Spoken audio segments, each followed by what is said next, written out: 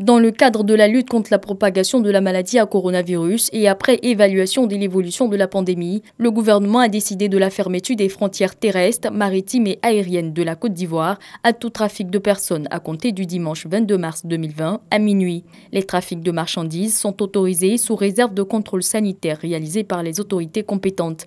Des couloirs humanitaires ainsi que de sécurité seront ouverts pour faire face aux besoins spécifiques de gestion de la pandémie. Le gouvernement réaffirme sa volonté de prendre toutes les dispositions nécessaires pour contenir la propagation du coronavirus et invite les populations au respect et à l'application stricte des mesures édictées.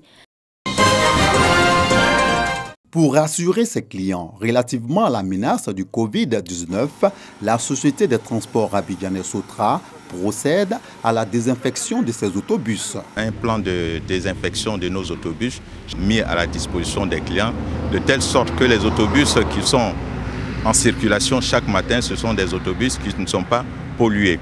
Vous pourrez me dire, après ça va être pollué, c'est pourquoi nous donnons du gel aux clients, de telle sorte que les parties qui saisissent les barres dans les autobus ne puissent pas être polluées par leurs mains.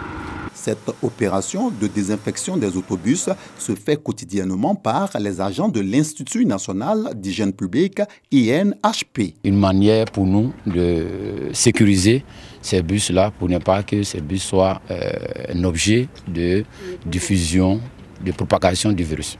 Un produit à base de chlore à 5%. Il est virucide, bactéricide, fongicide. Il tue tout ce qui est micro-virucide. Le nombre d'engins par jour que nous pouvons compter, vous voyez un peu le temps qu'on prend par engin, c'est tout au plus 5 minutes. Je pense que la centaine, c'est possible.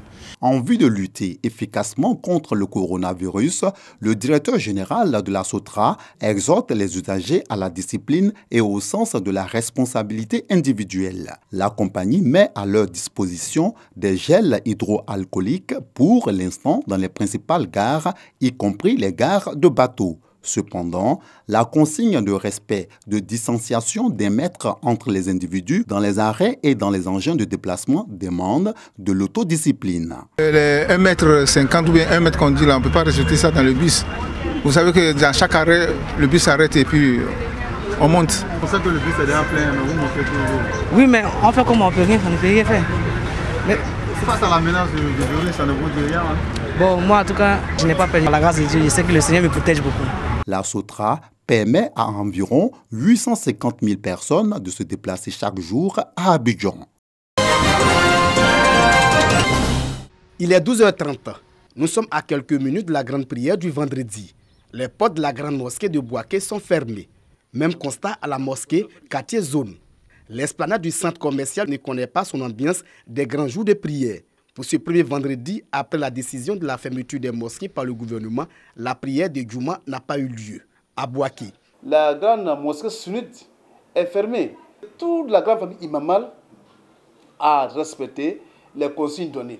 Non seulement pour soutenir la cause qui est noble et islamiquement parlant. Nous sommes sur l'esplanade de la mosquée qui est là, où nous prions habituellement les vendredis et le modèle a été respecté. À la paroisse Saint-Pierre de Nembo, la cour de l'église est vide.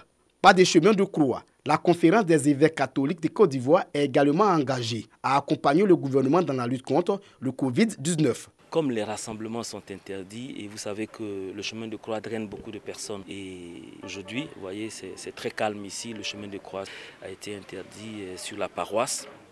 Donc la prière est individuelle ou familiale parce qu'il faut soutenir les chercheurs qui s'attellent à trouver un médicament. Les responsables des églises évangéliques invitent les fidèles à participer à l'effort collectif.